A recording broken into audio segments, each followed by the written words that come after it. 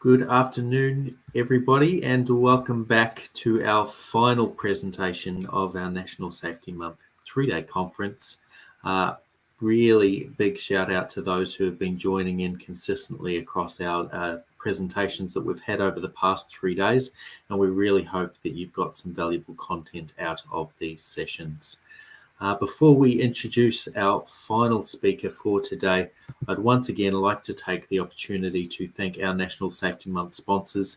We have over $10,000 worth of giveaways up for grabs across the month of October, including a Sky Echo ADSB device and Garmin products we spoke about earlier. So I'm sure there will be some conversation around the Sky Echo during this next presentation. We'd also like to thank CASA for their support of National Safety Month, who are a long-term sponsor of safety within RALs as well. And of course, a thank you to Flight Safety Solutions, who are a gold sponsor of National Safety Month and of today's presentations.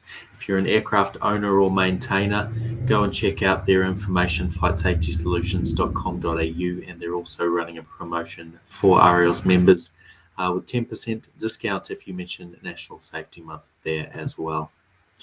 Just before we get started, on the right-hand side of your page, there should be a Q&A panel. In there, you can type questions for our presentation today, and they'll be answered either throughout or at the end of that presentation. If you don't see that Q&A panel on the right-hand side, then there should be a blue chat box in the bottom right-hand corner of your page.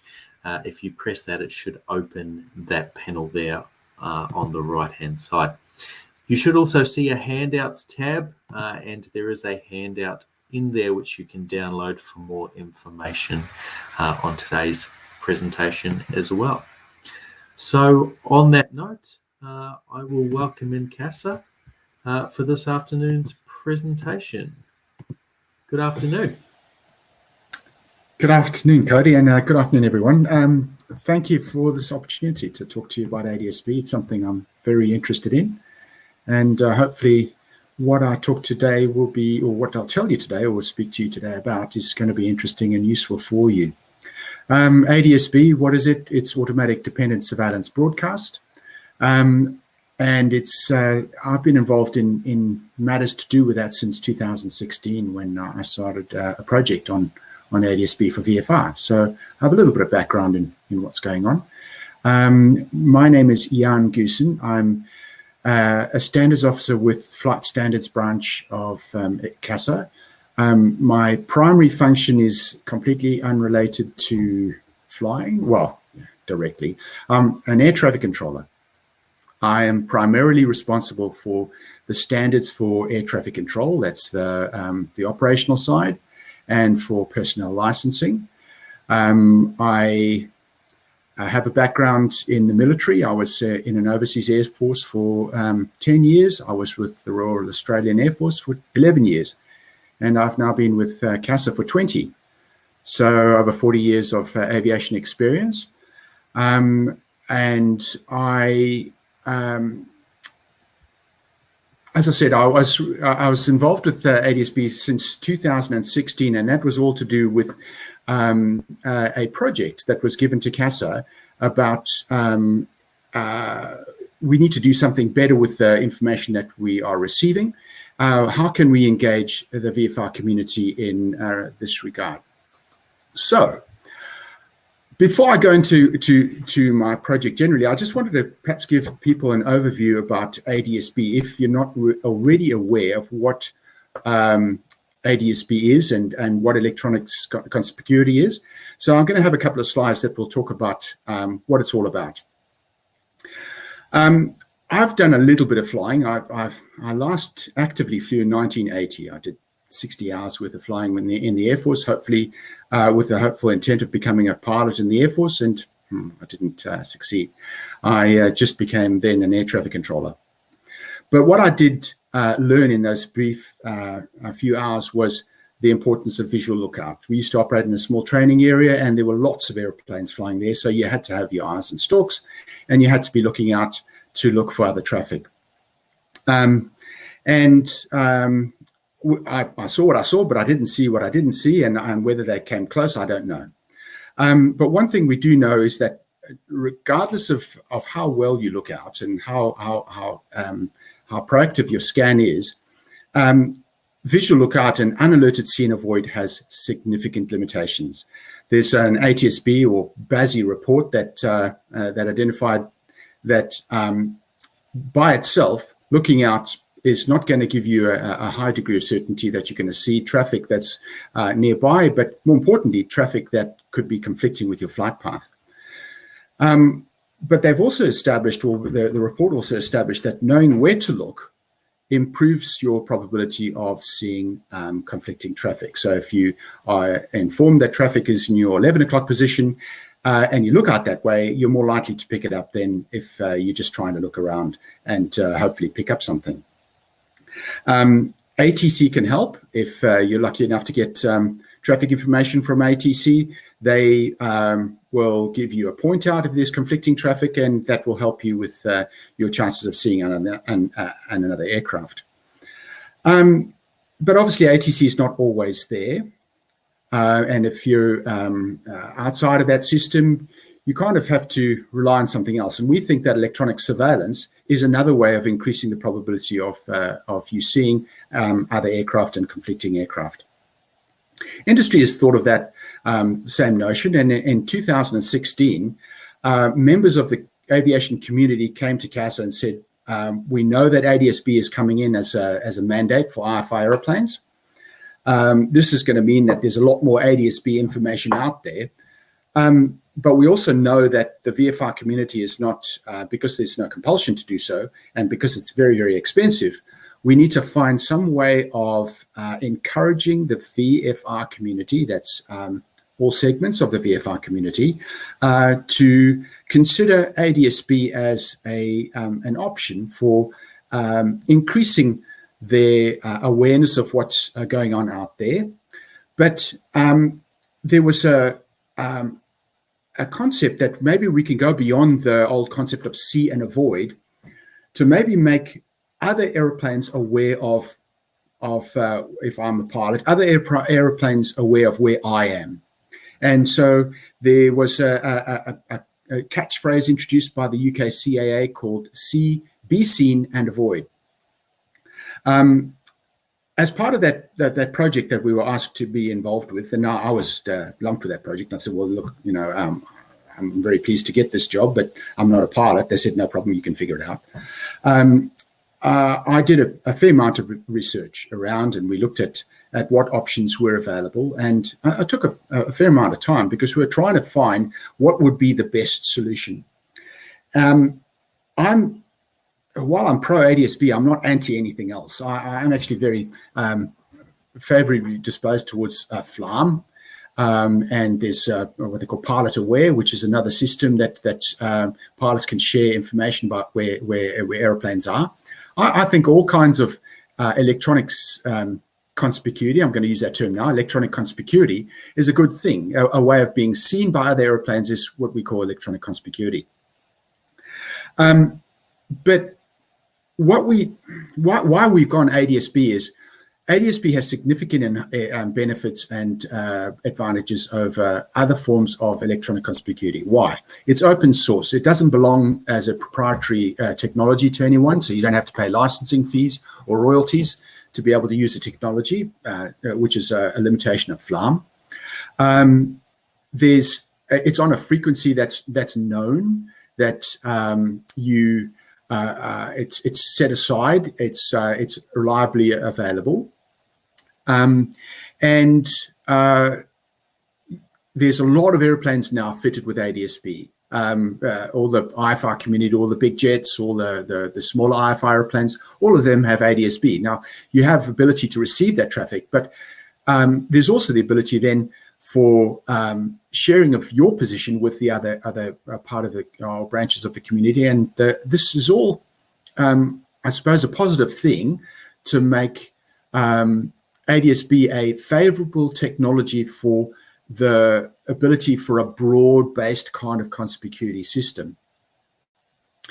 I'm just going to do a brief sort of demonstration or presentation of what ADSB is if you're not already familiar. So we all use, well, I presume a lot of us use a GPS map in our phones, in our cars, and I suppose a fair number of pilots use GPS in their aircraft for navigation. GPS works on the basis that there's a constellation of satellites above the Earth, and they are synchronized together to actually transmit their information. They transmit a pulse of information from each individually, saying I'm transmitting a position at this. Their timing is very, very accurately regulated. So they will transmit a position message at a very, very accurately regulated time, and there's a time stamp within that message. And your receiver in your airplane will receive the signals from the various GPS satellites, and figuring out when the message was received, when it was sent, and where all the other messages were received. The receiver in the airplane, or in the GPS receiver, can figure out very, very accurately your position. The ADSB in your phone, if it sees enough satellites, the ADSB in the top-end aeroplane that does IFR navigation down valleys in fog, that ADSB information, or the GPS information, is extremely accurate. Over the last 20 or 30 years, they've worked out that the mean deviation is 30 meters. So that you can work out very, very accurately where you are. So ADSB works on the principle that your airplane receives a GPS position. It then, now how does it receive that position? Well, it could be a built-in box inside in the GPS, in the ADSB receiver. It could be from a separate GPS box that's feeding into a transponder. It could also be a feed from the aircraft's GPS system. There's also a connection into the ADSB system from a barometric pressure source. So receiving all this information, the ADSB transmitter, now that could be a Mode S transponder, it could be a standalone transmitting device, will take the GPS position and the barometric position, and it will add an address, a 24-bit or address, which is 24 ones and zeros. It will package that into a message containing that address, the GPS position, the registration. It will also package with that message an accuracy indicator. So it will be a number that will, from 0 to 9 or 11, that will give any receiving station an indication of how accurate that position message is predicted to be. There's also an integrity indicator, which is to tell anyone receiving that information how reliable that information is. Interestingly, there's another integrity indicator which tells you how accurate the system is. It's what they call source integrity limit. It's another integrity indicator, and it tells the ground receiving unit how reliable that information is for, generally it's 0 to 3. 2 and 3 is accurate enough for ATC to use for separation. 1 is accurate to use for situation awareness, and 0 is an indication it's not really useful at all. That integrity message, what they call SIL, or source integrity limit, is the way that the ground stations differentiate between separation quality ADSB position information and information that's just good enough for pilot situation awareness. And that's an important message indicator that I'll talk about later when I talk about particular pieces of equipment, how ATC will know whether it's a good piece of equipment or a not so good piece of equipment in terms of providing ATC separation. When I say it's not so good, it's good equipment, it's good position information, it's just it's not considered reliable enough for ATC separation.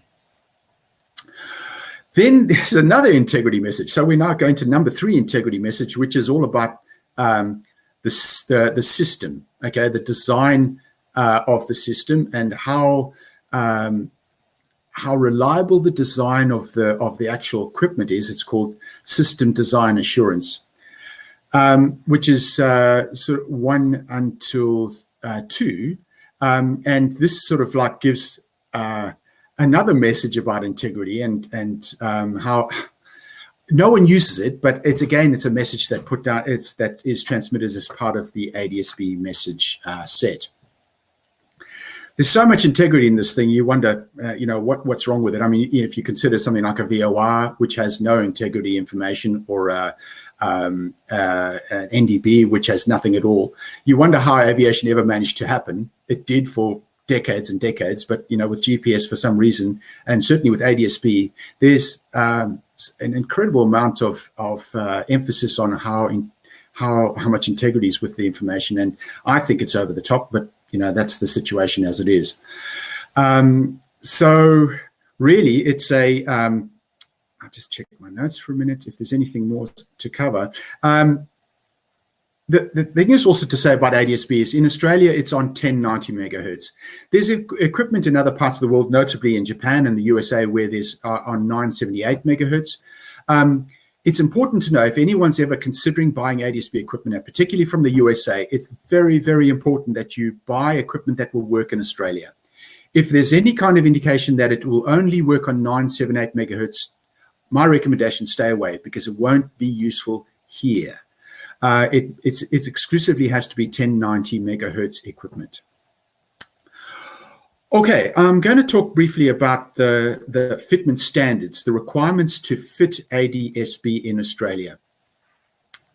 The standards right now are specified in Civil Aviation Order 20.18. Because it's transmitting equipment, there's a requirement to meet standards that are appropriate for the equipment. You can't use any kind of ADSB transmitter that doesn't meet a regulated standard. The reason for this is that we don't want ADSB messages to be jamming equipment, causing misleading information that can cause problems for people. Receivers, there's no standard. You can use any receiver you like, but for transmitting equipment, it has to be in accordance with a technical standard, an operating standard. At the moment, it's in CAO 20.18. CAO 20.18 will be ending soon and will be replaced by CASA Parts 91, Parts 103, Part 131. They specify the broad range of acceptable standards, and that's from the IFR standard all the way to the lowest end situational awareness equipment. If you want to use equipment, it has to be of an approved technical standard. And if it isn't an approved standard, it shouldn't be used at all in a transmitting mode in Australia. So there are standards that apply, that mandatory standard. You have to fit equipment. For IFR airplanes, if you're going to fly IFR, you have to have ADSB out of an approved technical standard. If you want to operate above flight level 290, at or above flight level 290, I don't know if there's many RARs airplanes that do, but if you can operate at or above flight level 290, you have to have equipment of an approved technical standard. There are a couple of exceptions. You can get an exemption, and certainly there's glider operators that do operate doing wave and mountain soaring. They have exemptions to do that kind of operation. If you have to have ADSB equipment, that's effectively talking about IFR airplanes for general operations, you can fly if that flight is approved by CASA for unserviceable equipment. For the new Part 91 and Part 103 standards, you can, without CASA approval, make an operation. If you have to have ADSB and it's US, you can actually fly with pre-arrangement with ATC for a flight to a place where you can get it fixed. You don't necessarily have to come to CASA for that permission. That will be clear when those or that kind of provision will become clear when Parts 91, 103, etc. come into effect. Okay, so let's look at what is allowable in VFR aeroplanes. Okay, since 2020, or before 2020, the only equipment configuration in town was the IFR standard. If you wanted to transmit ADSB position information, it had to be the IFR standard. Well, since mid last year, the scope and variety has opened up completely. And now any kind of international standard of 1090 megahertz transmitting equipment is acceptable.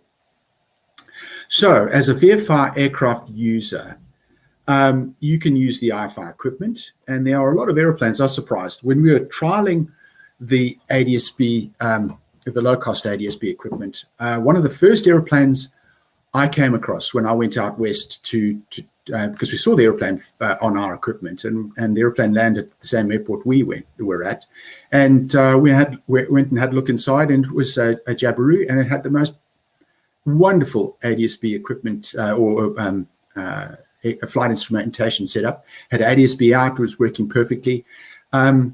It effectively met the IFR standard. So what are the options available for VFR? The IFR standard, which is a Mode S transponder with ADSB out. You can also use a Mode S transponder with a low integrity value ADSB position source called a TABS position source. I'll show you examples of what we mean, but it's a Mode S transponder with a lower quality, lower integrity ADSB position source. It doesn't mean it's less accurate. It's probably as accurate, but it's got a lower level of integrity, and it can't be used for ATC separation based on ADSB position information only. You can also use an integrated TABS device, which is a TABS position source and a TABS. TABS means Traffic Awareness Beacon System. Integrated TABS is a transmitter and a receiver in one. We had hopes that a local manufacturer would release an integrated TABS. It was called it was made by a company called Enigma. They trialed, but I don't know if it ever went to fruition. But it was a transponder. Oh, it wasn't transponder based. It was a non-transponder based ADSB position transmitter with TABS position source.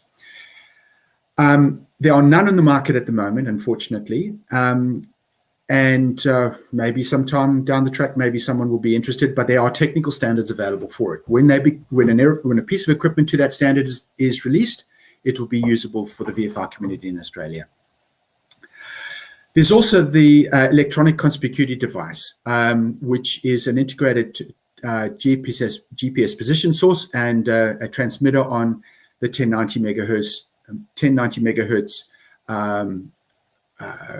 range, and that is allowable in Australia. And I'll talk about that. I mean, I'll tell you straight away. The only show in town is called the Sky Echo 2. So that's the options available for any kind of VFR airplane, including type certified. For the light sport aircraft side of the community, and the experimental and gliders and balloons, you can use all those VFR options and non-TSO authorized versions of that equipment. So those ones that don't have that tick of approval or the stamp of approval, which normally associated with several $1,000s more in cost. The light sport aircraft and the experimental glider and balloon community can use so-called non-TSO versions, which are slightly cheaper. They're never cheap, but they're slightly cheaper. Okay, I'm just going to go through now I suppose just a picture of typical equipment that you can get and a range of equipments that are available. Typical IFR equipment. This is looking at Garmin equipment and L3 communications equipment. On the top left-hand side, I don't know if you can see my mouse, squawking 1200. That's a Garmin GTX 335. That's a fully integrated Mode S transponder with integrated IFR standard GPS position source. Probably one of the most popular all-in-one devices available. IFR quality. They were going for about $4,000 US plus installation. It's a pretty expensive exercise to install one. Anyway, on the right is an L3 Communications Lynx, which is also an integrated Mode S transponder and GPS position source. Plus, it's got a very small display. It's more touchscreen capable. The Garmin GTX 345 is a bit more like that one. very small kind of display, but it's more capable. The Garmin the GTX 345 of the Garmin equipment has got an ADSB in receiver integrated as well, but again, that's several $1,000s more expensive than the GTX 335. So we're looking at $7,000 plus installation. The bottom right-hand picture is a Garmin GTN 750. That's just the display with a back end of a MODIS transponder and GNSS position source or GPS position source. $20,000 or so to fit something like that, US. But it's what's available. If you want to have nice IFR quality equipment in your airplane, those are kind of things that needed to be looked at. On the bottom left-hand side is a GDL39 receiver from Garmin. So that kind of mounts on the coaming of the coaming of the airplane, and it can receive ADSB position messages from airplanes outside and around the airplane, and you can use that device to then output a traffic picture onto an iPad or something, or a tablet. Okay, the next configuration I want to show you is ADSB compliant, but not necessarily certified. So what I'm showing here is a Dynon Skyview multifunction display. I understand that you had a presentation from Dynon, so I won't go into a lot of detail there, but it's modular. So you've got that display there, and then on the bottom right-hand side is a MODIS transponder. In the middle is a GPS position source. Now, I'll talk briefly about that in a minute. Then on the left-hand side is an ADSB module that's able to receive ADSB messages and then display that on the multifunction display. If anyone's interested in the GPS position source, and there's two available. There's what they call the SV GPS 2020, and there's the SVS GPS 250. The SVS GPS 250 is not IFR equivalent.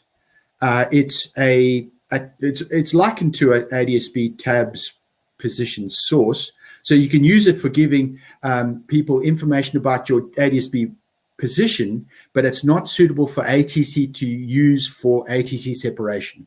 If you want to have an installation that's capable of operating in controlled airspace, where ATC will give you a position service or a separation service based on ADSB position, you've got to make sure that you have an SV GPS 2020 GPS receiver as that position source for your installation. I can take questions. I'm probably better at questions than giving this kind of presentation, but I'm happy to talk to that if there's any questions about that afterwards. Okay. Another, I suppose, range of equipment that you can obtain is from Garmin. They have the G3X system, which is that display that you can see at the top there. On the bottom left is the ADSB GTX 45R, which is a type of transponder that's sort of aimed at the experimental sport aviation community.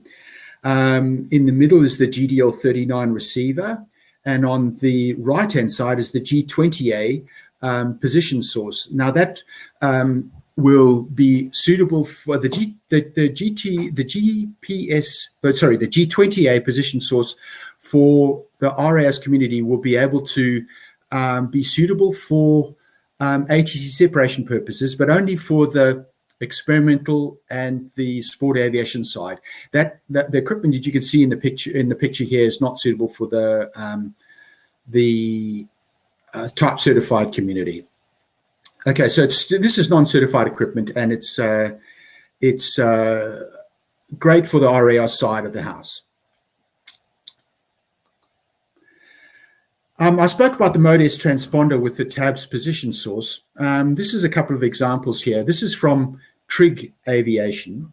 Now, this is the transponder is called a TT22. This is the TT22 is on the left side, and the TT31 is on the right-hand side. That's a full Mode S transponder. So if you want to, if the airspace access is on the basis of transponder fitment, this equipment will work fine for you as being your transponder. That equipment has two options for fitting GPS to make it ADSB transmitting equipment. On the bottom right-hand side is a full IFR capable, what they call TN70 IFR GNSS position source, $3,000 for that position source down there. On the left-hand side is a TABS position source called a TN72. That and its aerial costs about $670 US, so maybe 1,000 Australian dollars. So roughly a third the cost of the IFR quality equipment. That will give you ADSB position information, and it's for the benefit of other airplanes, but it's not good enough for IFR certified operations, but it's good enough for position of source information. So if you have a Mode S transponder and you want to have ADSB position information for the benefit of other airplanes, that's a lower cost option. The next one, I don't know too many airplanes that have fitted this kind of equipment, but I'm interested to know if anyone wants to sort of say if they've done it. But this is the information that we know of equipment that has a Mode S transponder with TABS position source. The one that's of greatest interest, and the one that I've had direct involvement with, is this piece of equipment, an electronic conspicuity device. It's called the Sky Echo 2. If you haven't already seen one, it's a highly portable device. It's 8 centimeters by 5 by 3. It transmits on the 1090 megahertz ADSB wavelength. It has a built-in barometric altitude position source. It has a Wi-Fi output to a tablet. It's got a built-in battery. It doesn't require any kind of external power supply. What is also very interesting about it is that it has it's able to receive ADSB position messages from other airplanes on both the 1090 megahertz band as well as 978 UAT. We'll talk about that UAT in a minute, but it's an all-in-one package. You can then link that using the Wi-Fi outlet to your tablet, and you can use that to both tell people where you are and also to receive information from other airplanes that are outputting ADSB position information. I'm going to flip between two slides for a moment, but typically using on the left-hand side, this is information using the Oz Runways application, and you can see this is actually me. When we were trialing the airplane, we were in the airplane in red at the front here. Behind and 500 foot above was another airplane that was the trial airplane that we were following. And so typically you will have a blue sort of circle with a pointer saying the direction or indicating the direction that the airplane is. The call sign of the airplane's at the top, and there's a level message underneath which will tell you, plus information will tell you how many feet above the airplane, above your present level the airplane is. If it's a minus value, it's how many feet below your level that the traffic is. In this case, the airplane was 500 feet above us. It was showing 005. On the right-hand side is a tablet representation of information using Flight Aware, which is an alternative. I'm sorry, I've just confused myself. It's not Flight Aware. It's Pilot. I have to come back to you. I've just forgotten the name in the spur of the moment. But anyway, it's another application that's produced in Australia, and it will give your position information as AVPLAN. Thank you very much, Peter. AVPLAN, and it'll give you information as arrows pointing. Indicating the direction of the airplane and the actual level of the airplane, and below so the first line of information is indicating the level of the airplane, and below it the speed of the airplane. And I think those both have their advantages in terms of the information that they provide. So my experience with using the EC device was and actually having analyzed the data that we received and the data that we transmitted, we stuck it on the inside of the airplane. We were flying in a Seneca. I was co-pilot effectively, and we stuck it on the right-hand side of the windshield. And we found it was quite easy to set up. It was quite easy to operate. Based on our tracking and recording of the data, we found that when whatever was wanting to receive us and whatever we wanted to receive, it was in the forward hemisphere, and there was only glass between us and the other airplane. It actually had surprisingly good performance. We tracked data at 115 miles when there was a clear line of sight. We then tracked how well we received when there was something in the way. And in this case, as we passed a ground station on our right-hand side, when there was a situation where there was an engine and a bit of the pillars that would sort of mount the windshield on, we were only being seen at 5 and 4 miles respectively. The device is quite badly affected by shielding. And that's something to be aware of if anyone decided to actually get an electronic conspicuity device, because it's not a be-all and end-all. And that will come back and I'll refer to it again when we talk about what is likely the future with the use of electronic conspicuity and what could happen in Class E airspace if perhaps it could be a substitute for transponder.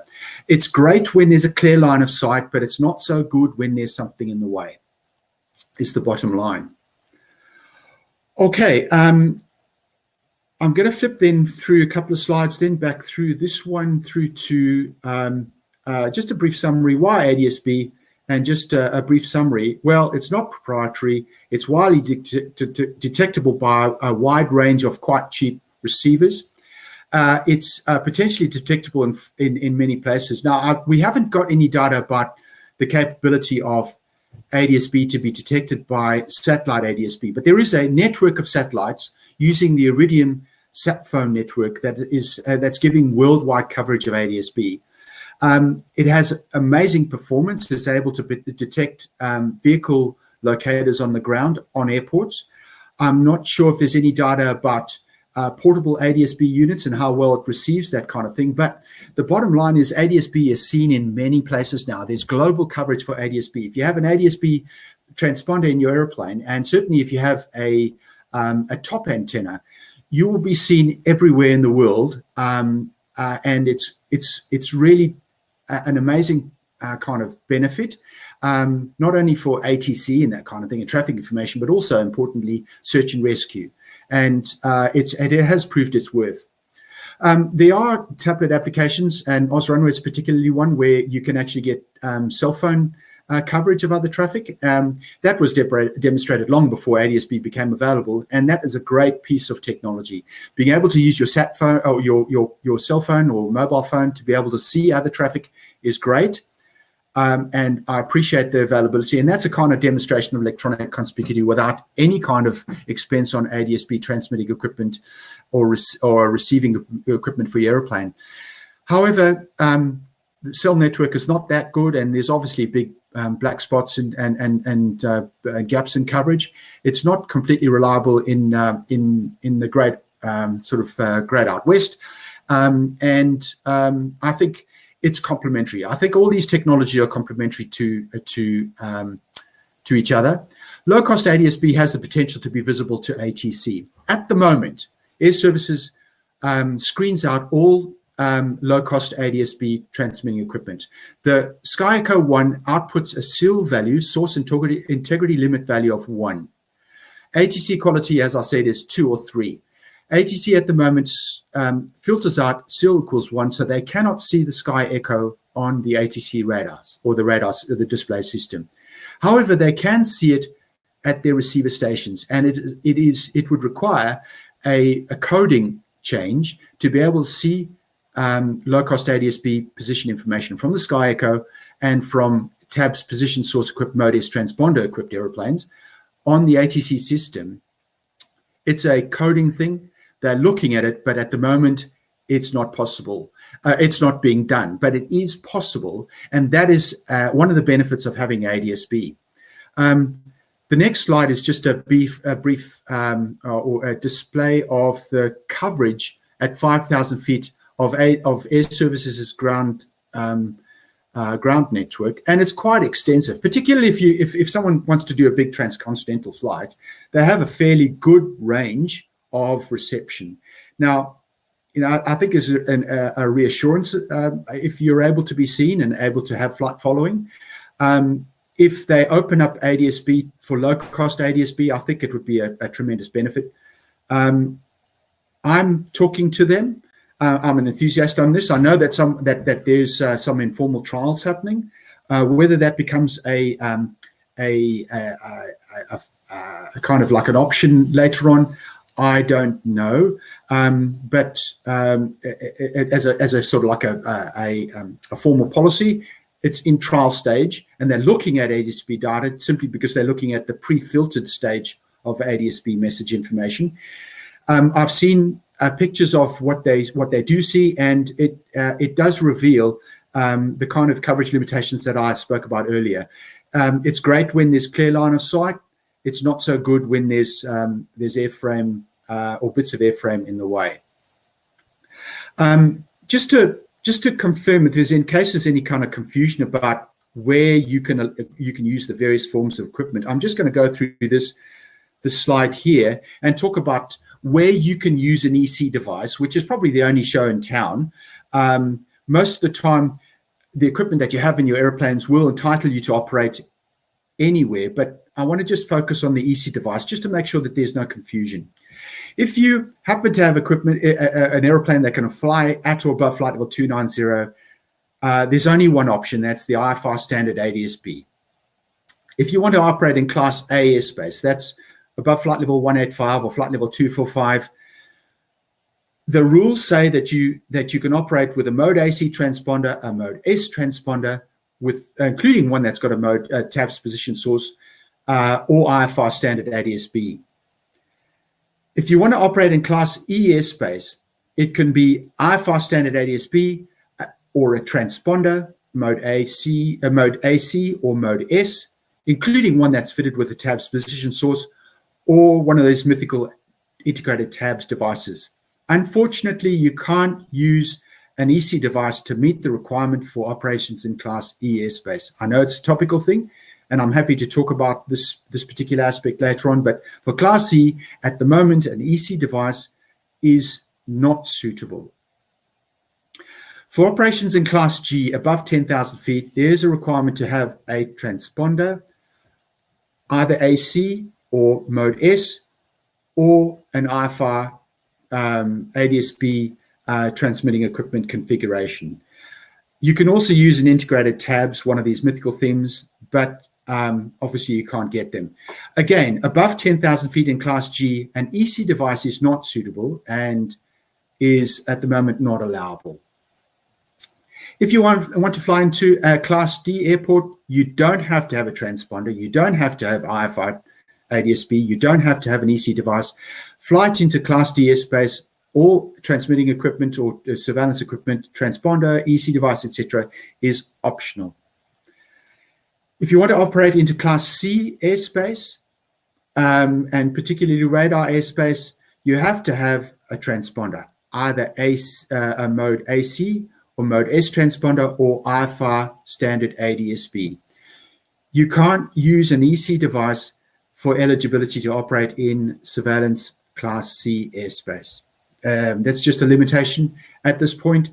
It's down to the integrity of that device, and it is a bit of a problem. And we kind of maybe one day in the future, but at the moment, an EC device is not suitable for that particular purpose.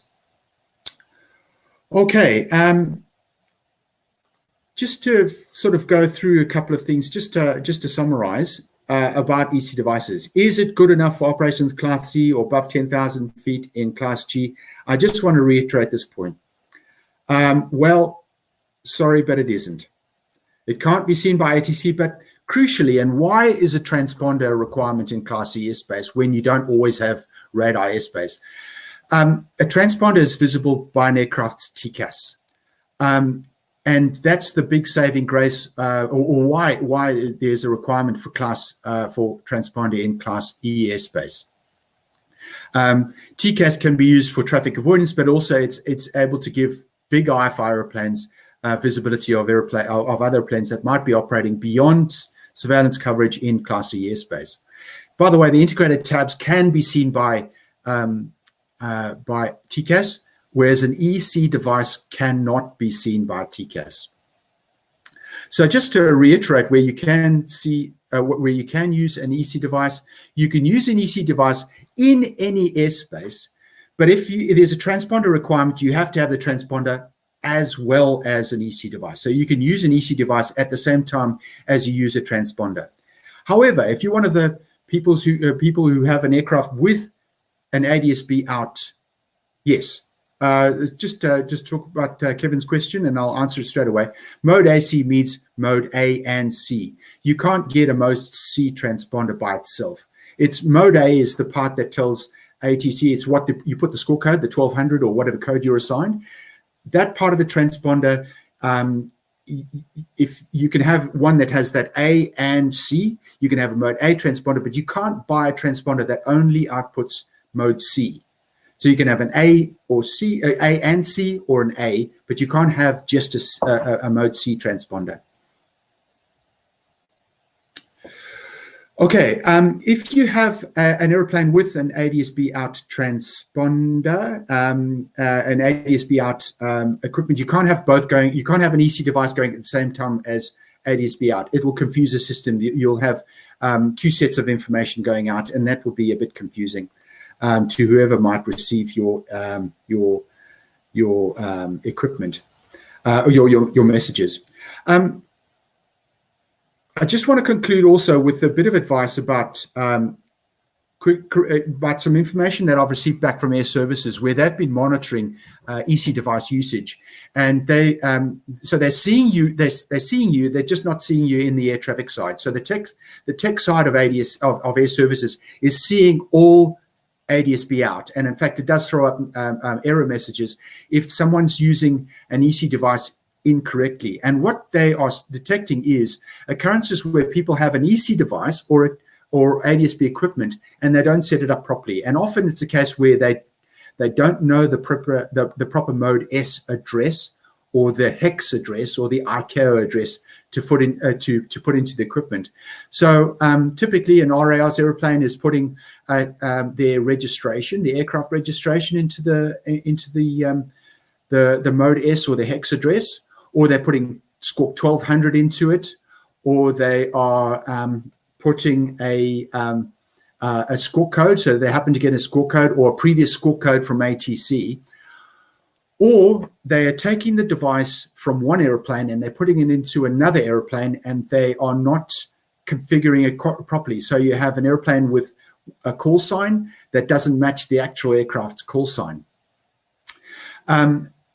These are problems that are being picked up by Air Services. So they're putting in the wrong mode S address, or they're putting in no call sign in the separate part of the airplanes in the configuration screen for the EC device, and that gets a bit confusing because the 24-bit register doesn't match the call sign of the airplane. It can be detected and it can be a problem. The message is, please make sure that you use the correct ICAO/hex/mode S address. Now it's in the top of the configuration screen for the EC device. Make sure that you use the hex address, which you get from CASA or from RARs for your airplane. Okay, how do you know that it's a proper hex address? It's something that begins with the number 7, and then it's got Charlie, and then it's got 7 plus 6 alphanumeric characters. A total of 6 alphanumeric characters, beginning with the number 7. That will give you an indication that it's a hex address, but make sure it's the one for your aeroplane. Make sure it's the one that is, if it's not for the aeroplane, it's one that you've registered for your device. And I know that there's several people who've bought an EC device for a flying wing or something like it, or a paraglider, and they've actually registered the device. Please make sure that it's the correct one for the device or the aeroplane. Make sure also that you put in a call sign. Make sure that the call sign that you put in is the correct call sign. If it matches the call sign or the registration of the aeroplane. If you're unsure, contact me or contact the aircraft registrar, or just put something into CASA and someone will be able to help you out. Most often these things are directed to me, and I'll try and help insofar as possible. I'm going to kind of do the standard slogan, the safety message. ADSB, or electronic conspicuity, is a safety enhancer. It's a good thing, but it doesn't substitute for a good, effective visual lookout and scan. The symbols are quite hard to see sometimes on the iPad, so it can take a bit of concentration looking down. That any time you're looking down is not looking out, and that's a problem. The safety message: please don't be mesmerized or distracted by the technology. Make sure that you're primarily looking out, and that you only scan every so often down at your iPad or tablet to look for traffic. Ideally, I'd like to see the tablet apps developed so that they give you an oral message, so a voice will tell you where to look. I think that would be a great enhancer. I know that there's tablet apps in the UK. I think one called Sky Demon, which is great for that purpose. I'd like to see those that kind of enhancement coming here. I don't know if it's possible or not, but that would be a great thing. So pilots can look out and the device tells you where to look orally. I think that would be a really good thing. That's the end of my presentation. I'm sorry if I jumped here and there and forgot the name of our plane. It's kind of hard to remember these things, and I'm not the greatest presenter, but anyway, I hope I've given something useful. Okay, there's a couple of questions that have come up now, and I'll try to answer them. Cody's asked, can you confirm an EC device cannot be used by ATC? I'd like to confirm that they can, at ATC, like the air traffic controllers, if you imagine the tech side, look at all the raw data. They then process the data before it's displayed to the air traffic controllers. The air traffic controllers cannot see EC devices at this time. It's just completely, you will not see anything at all. There's not even a sort of like a raw indication of an EC device. There's nothing at all. It's all filtered out on the tech side. That filtering can be adjusted so that ATC will be able to see something, but it hasn't yet happened. At the moment, ATC will not see just the EC device. If you have a transponder and an EC device, ATC will see the transponder, but not the EC information. Kevin asked a question. I have the call sign in my Sky Echo as R something or the other. Should it be 2400? There's information in the advisory circular about that, and I'd like to take a moment to open up the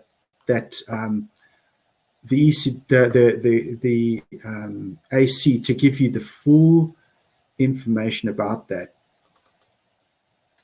just so I don't tell lies. So I'll take a moment. Any other questions while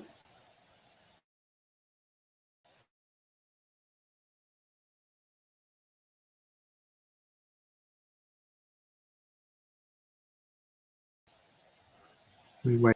It's coming. Got to show a slow.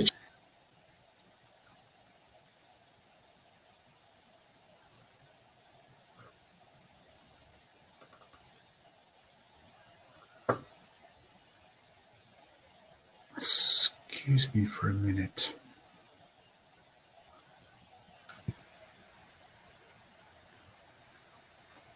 It's And just I coming think, up now. Jan, there, the 24 probably most likely refers to the prefix of his registration there as well. Is that right? Yeah, I'll just go down. We've got a bit of information in the advisory circular about that. I just didn't want to give rubbish information off the top of my head. All of a sudden, the network went lousy.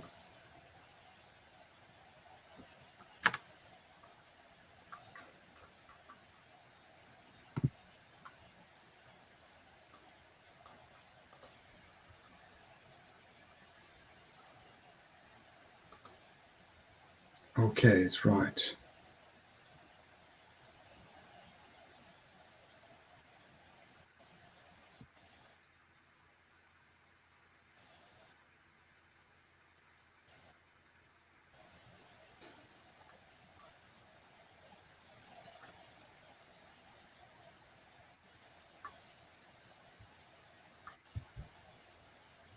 Call file.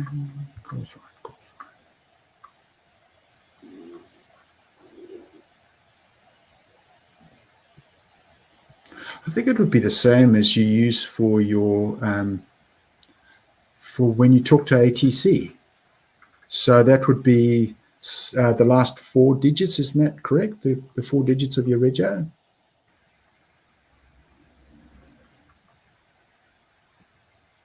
I think in most cases for RAO's aircraft, they are using the full prefix with the 24 dash the 4 numbers. The Jabiru, I thought the last 4, isn't it? Yeah, that's correct.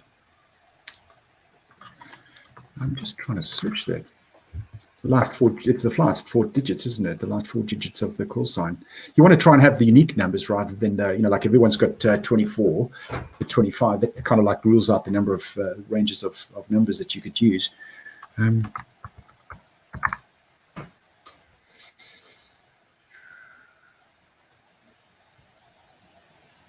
Well, Jan has a look at that information there. I'll just summarize a couple of points. As he mentioned, CASA has also been reaching out in air services to RAOs in relation to members who perhaps do have EC devices where that hex code hasn't been added in correctly. So please do note that you do have to get one of those codes from the CASA team when you purchase one of these devices, and make sure that that is installed correctly before you use the likes of a Sky Echo 2. Make sure you go in and ensure that is programmed correctly. I think also there's been a little bit of confusion as to whether or not air traffic control can see aircraft that are using an EC device.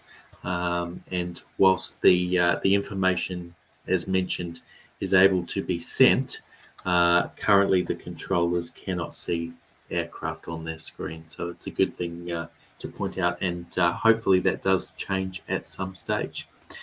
But most importantly, and I think what is key with much of this technology and the key safety message that's on the screen there, is that ADSB should be used as a form of enhancing situational awareness, but it certainly shouldn't be relied on to replace your standard visual scan, which must always be priority.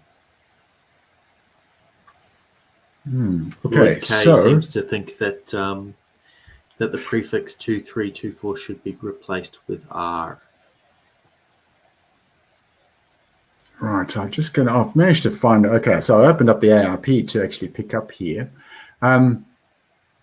So normally you'd be, it would be the aircraft type followed by the last 4 characters of the registration. So that would be preferable, is to actually have the last 4 characters of the registration. So whatever you say should actually match. Well, typically what you would use as your call sign should match what you put in your EC device. That's a fair enough point. So Craig, you had a good point there. So 5015, I presume that's the last 5 letters of your aircraft registration. Okay, so I'm going to go back through some of the questions again.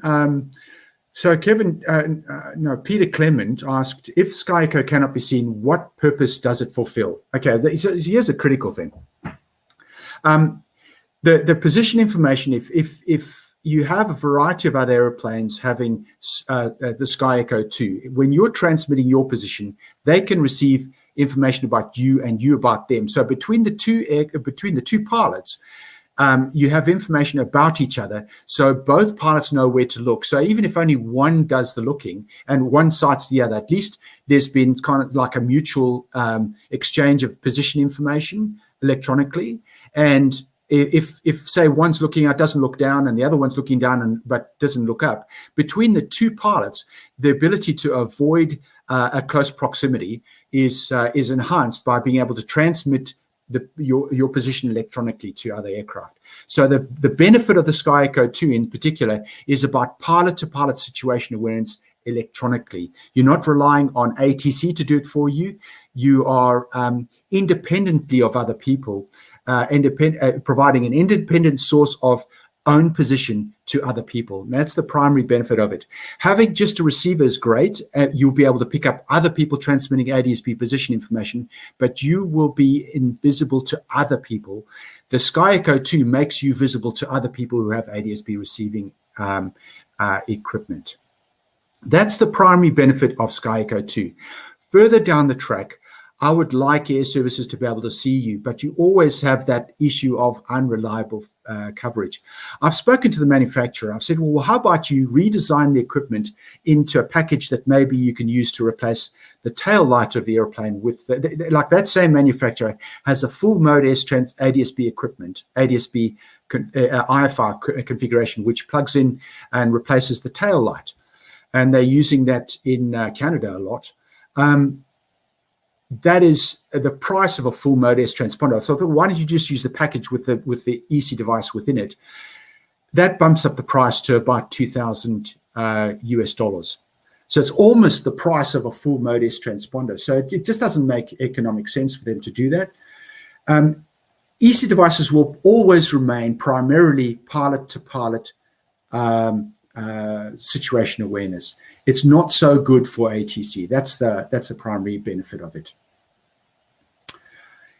Now, George asked, if you have a mode SES, which includes a full recognition code, would this preclude the use of EC? No, you can use an EC device at the same time as your transponder. If you have a mode S extended squidded mode S transponder by itself, and it's not also transmitting the ADSB position message, so you don't have it also connected to a GPS, you can use a mode S transponder at the same time as your EC device. The thing is that there's a subtle difference between the message sets between the two, and it has been proved in trials that the two are compatible with each other. So if you have a mode S transponder by itself, but not mode S with ADSB, you can use that at the same time as an EC device. There's a slight difference there in the message set. It's all to do with what they call DF17, DF11, DF18, and it makes the two compatible with each other. As long as you're both not transmitting ADSB, they work together. Thanks. Good question, George. Wonderful. Well, unless anyone else has any other questions that pop up, or there's another one, not a question, but good on CASA for approving Sky Echo. CAA in New Zealand have no plans to approve EC at this stage. Thanks, Kevin. Yeah, you don't have to have an ADSB in non-controlled airspace in New Zealand, and I think that's a good idea with their rule. But there's a place for Sky Echo in their non-controlled airspace. Certainly. Absolutely. Yeah, for sure. Wonderful. Well, I think that's the end of the questions that have come through so far. Peter said, thank you very much, very informative, and it's obviously a very topical subject at the moment, so we really appreciate the input and the support from CASA in relation to the information.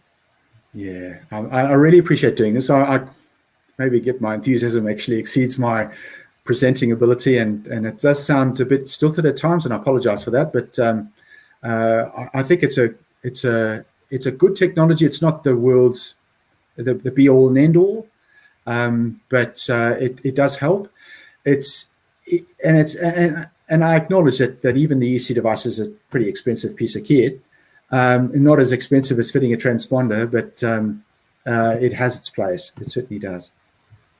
Certainly, one of the most common occurrence types that we see within RAL's data is near-miss events. So, anything that can help to enhance situational awareness in that case is certainly an advantage, provided it's not becoming a distraction and preventing a visual scan. So, thanks again for joining us this afternoon. That presentation came across perfectly, so certainly don't be worried about that. So, very helpful, and thank you so much on behalf of our members for joining us.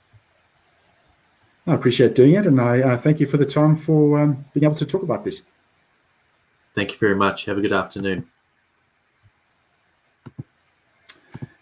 Good afternoon, everyone. And I hope you had a really good conference.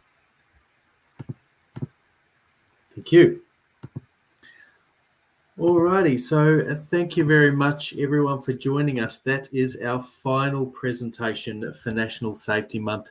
We've run 16 presentations over the past few days, and thank you so much to those who have been regularly tuning in. There's been a lot of effort in the background from our team to put this material together, and we really do hope that the material has been of value to our members. Of course, there's also the added benefit of more than $10,000 worth of giveaways that we've got throughout the month of October. If you haven't done so already, jump online to our National Safety Month homepage, go through the weekly content and ensure you're in the draw to win, and go through any other presentations before the end of today to make sure that you get those added entries into those prize draws as well. If you do have any feedback to the RAL's team in relation to this type of forum or the safety information you would like to see more of, then please send a message through to our team at safety@rals.com.au. Peter's just put in a question there. When are the draws done? So the entries close as of the end of today. I believe that draw will be dealt on Friday of this coming week. So once that is done, there'll be information sent out, and we'll contact those winners, and we'll also update our Safety Month page there as well with any information on those winners. So thank you, Peter, and thanks to everyone for joining in. There's some common names we've seen through many of those presentations, and we really hope that you have enjoyed that content. Thanks, Nathan. Nathan, I think I've seen you in about every single one of our presentations. So we really do appreciate you guys tuning in, and hopefully you've had some valuable takeaways from these presentations as well. But just finally, before we wrap things up, I would just like to finally thank all of our National Safety Month sponsors. There they are on the screen. Our gold sponsors, Oz Runways, Flight Safety Solutions, and Garmin. And of course, we've also had QBE, CASA, Mac5, GME, and Pilot Shop Down Under, who have supported with those giveaways that we've had. And of course, a final shout out to Flight Safety Solutions, who's the gold sponsor of today's presentations. If you would like more information for aircraft owners and maintenance training solutions, do jump onto their website. And they will give a 10% discount by mentioning National Safety Month as well. So thank you very much. That wraps up our 3-day safety campaign and National Safety Month all in all. And we really appreciate the support, and we thank you for tuning in. So have a lovely afternoon, and thank you very much.